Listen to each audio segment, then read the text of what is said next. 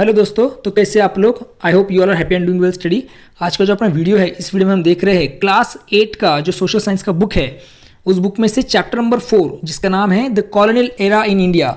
ये चैप्टर का ये 9th पार्ट है, फाइनल पार्ट है। और इस फाइनल पार्ट में हम समझने वाले हैं जो पॉइंट है, that is the legacy of European colonialism in India. ये पॉइंट आज हम इस वीडियो में कवर करने वाले हैं और यहाँ से चैप्टर अपना खत्म हो जाएगा इस पॉइंट के बाद में। तो अगर आपको वीडियो अच्छा लगता है तो चैनल को लाइक शेयर और सब्सक्राइब जरूर कीजिएगा। चलिए फिर बिना वक्त गवाए शुरू करेंगे आज का topic, the legacy of European colonialism in India. इसे डिटेल में समझने के लिए, the legacy of European colonialism in India. Legacy means विरासत। भारत में जो यूरोपियन कॉलोनियलिज्म था उसकी विरासत के बारे में इस पॉइंट में हम पढ़ेंगे। ठीक है, क्या दिया है देखो यहाँ पे शुरुआत में, The European, mostly British, conquest and rule of India was not a civilizing mission. India's own civilization was much older than Europe's. Bharat पर जो यूरोपीय देश, स्पेसिफिकली कौन, ब्रिटिश, मुख्य रूप से ब्रिटिश का कब्जा था। कॉन्क्वेस्ट मीन्स उन्होंने जीता, कब्जा किया इंडिया में। एंड रूल ऑफ इंडिया, और इंडिया पे शासन करना, ये कोई ऐसा मिशन नहीं था, सिविलाइजिंग मिशन नहीं था। मीन्स इसका मतलब है कि सभ्यता फैलाने का ये कोई मिशन नहीं था। India's own civilization was much older than Europe's, क्योंकि जो भारत की सभ्यता है वो यूरोप की सभ्यता से कहीं अधिक पुरानी थी। तो इसके पीछे कोई सिविलाइजिंग मिशन नहीं था।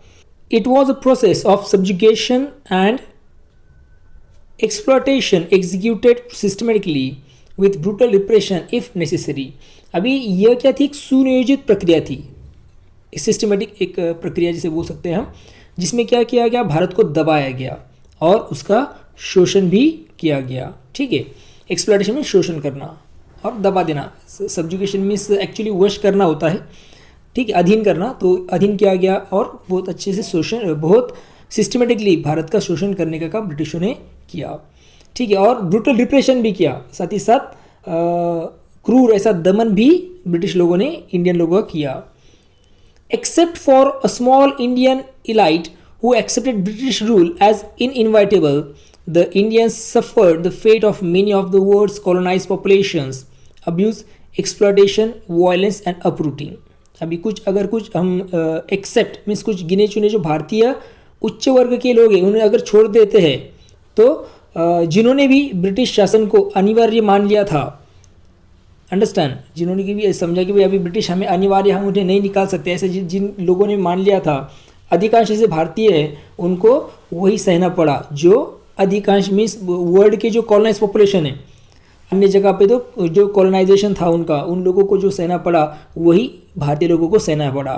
क्या सहना पड़ा भारतीय लोगों को भी, तो अब्यूज़ मीन्स अत्याचार, एक्सप्लॉयटेशन मीन्स शोषण, वायलेंस मीन्स हिंसा एंड अपरूटिंग, और घर ज़मीन से उजड़ना।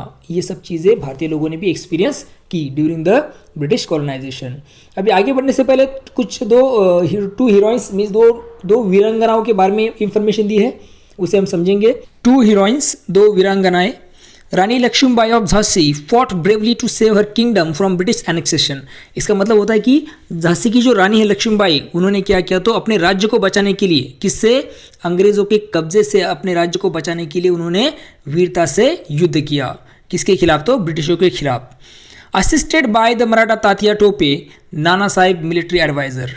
अंडरस्टैंड, इसका मतलब ये है कि उनको, रानी लक्ष्मीबाई को क्या किया, तो किसने सहायता की, मराठा योद्धा जो तात्या टोपे, इन्होंने उनकी सहायता की। और तात्या टोपे कौन थे, तो नाना साहेब जो है उनके सैन्य सलाहकार वो थे।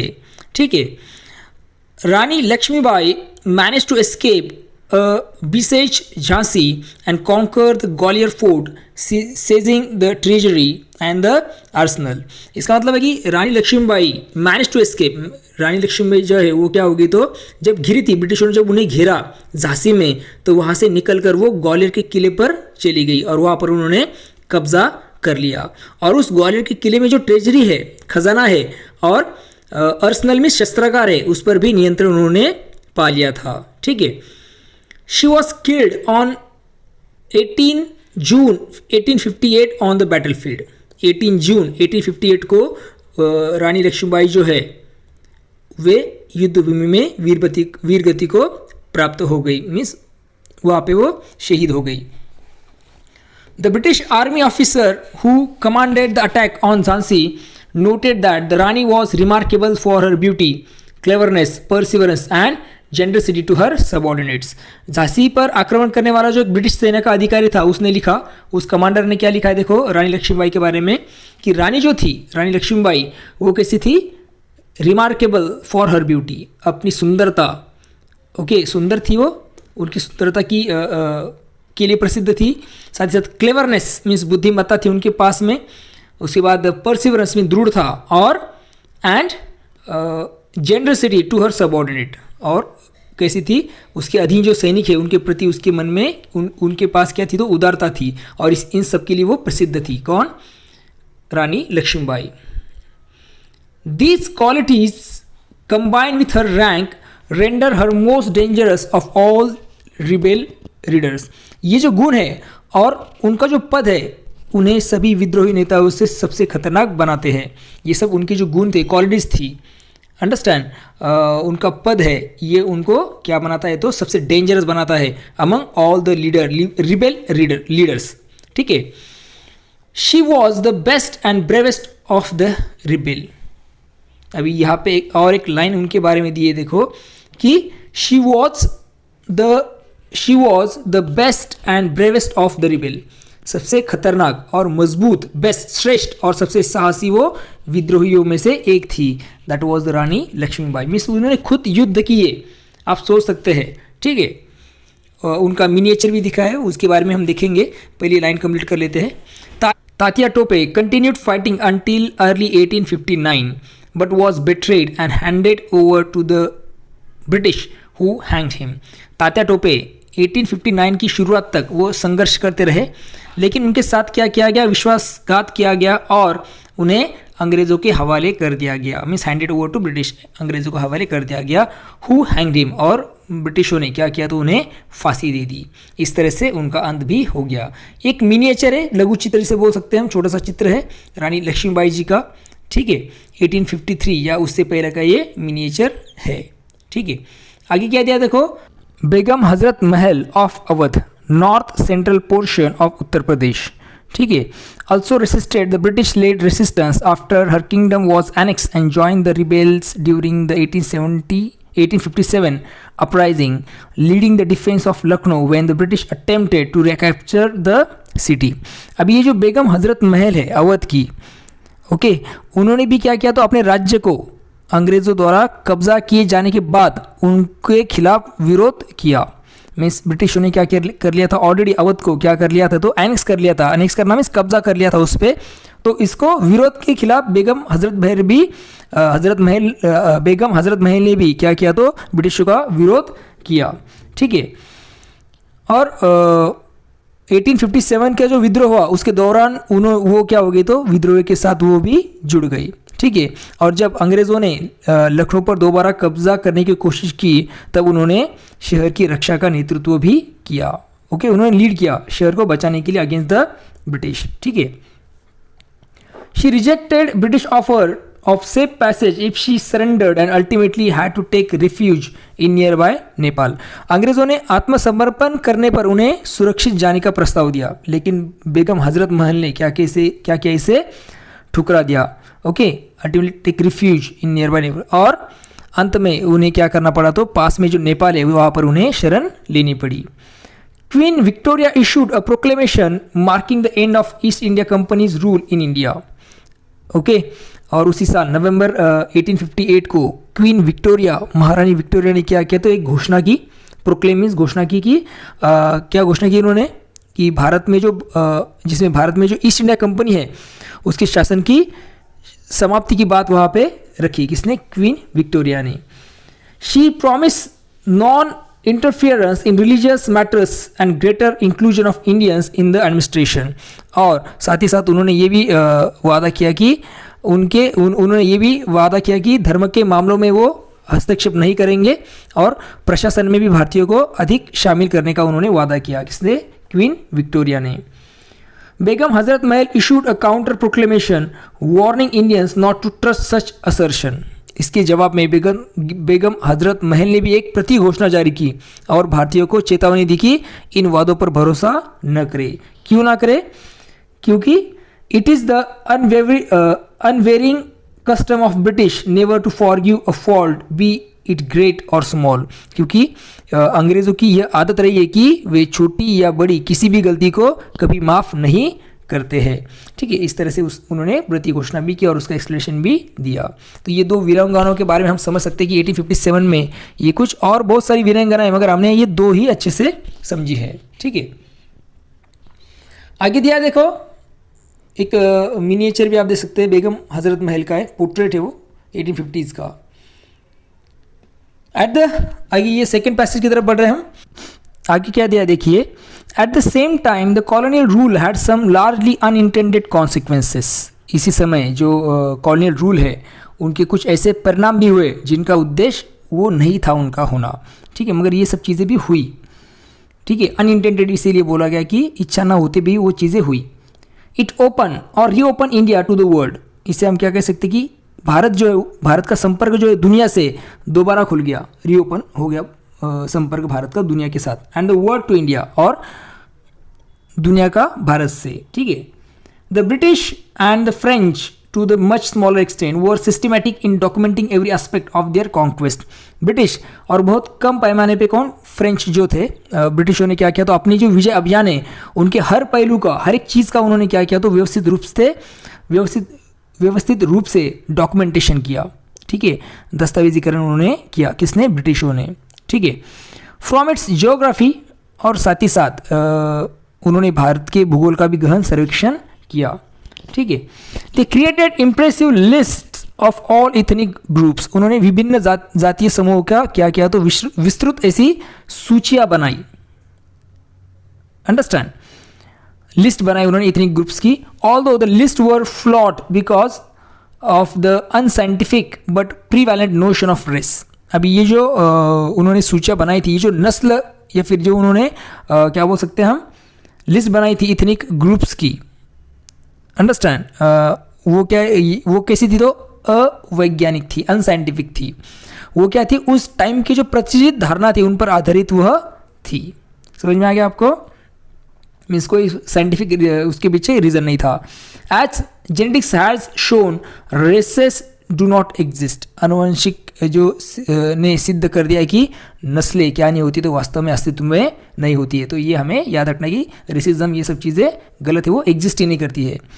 दे also documented India's monuments, studying their art and architecture, restoring some of the ruin once and initiating the discipline of archaeology. अंग्रेज़ों ने क्या किया तो भारत के जो स्मारक है उनका अध्ययन किया, साथ ही साथ भारतीयों की कला और वास्तुकला को समझा। कुछ ऐसे जो स्मारक है जो जर्जर हो चुके हैं उनका पुनरुत्थान किया। साथ ही साथ जो आर्कियोलॉजी है, पुरातत्व के अध्ययन की भी शुरुआत कराई, किसने, अंग्रेज़ों ने। But in the process they and other colonial powers stole thousands of statues, paintings, jewels, manuscripts and other cultural artifacts from India and send them to European museums और प्राइवेट कलेक्शन। और साथ ही साथ उन्होंने और एक चीज़ की, जो भारत से जो हज़ारों ऐसी मूर्तियाँ, स्टैचूज वो लेके गए, पेंटिंग मीन्स चित्र, आभूषण जिसे ज्वेल्स हम बोलते हैं, ओके। उसके बाद और क्या लेके गए तो मैन्युस्क्रिप्ट भी वो इंडिया से लेके गए, और कुछ कल्चरल आर्टिफैक्ट्स, सांस्कृतिक ऐसी धरोहर जो है उन सबको वो वहाँ से उन्होंने चुरा कर वो यूरोप में लेके गए, और यूरोप के संग्रहालयों में या फिर निजी कलेक्शन में, जो पर्सनल कलेक्शन है उसमें उन्होंने उसे भेज दिया इन सब चीज़ों को। ठीक है, आगे क्या दिया देखिए, while this represented a profound cultural loss and violation of India's heritage. अब ये क्या था तो भारत की जो विरासत है, इसके लिए विरासत के लिए एक गहरी एक सांस्कृतिक क्षति जिसे हम बोल सकते हैं लॉस या वायलेशन, अपमान ये था भारतीय संस्कृति का, इंडियन हेरिटेज का। It also promoted some appreciation of Indian art in European public. इससे एक चीज़ हुई कि जो यूरोपियन लोग थे वो भारतीय जनता की जो कला है इसके प्रति उन्होंने उनकी सराहना भी बढ़ी। उन्होंने सराहा भारतीय संस्कृति को, भारतीय लोगों की जो कला है इसे, किसने, यूरोपियन लोगों ने। Such massive theft took place over much of the colonize world.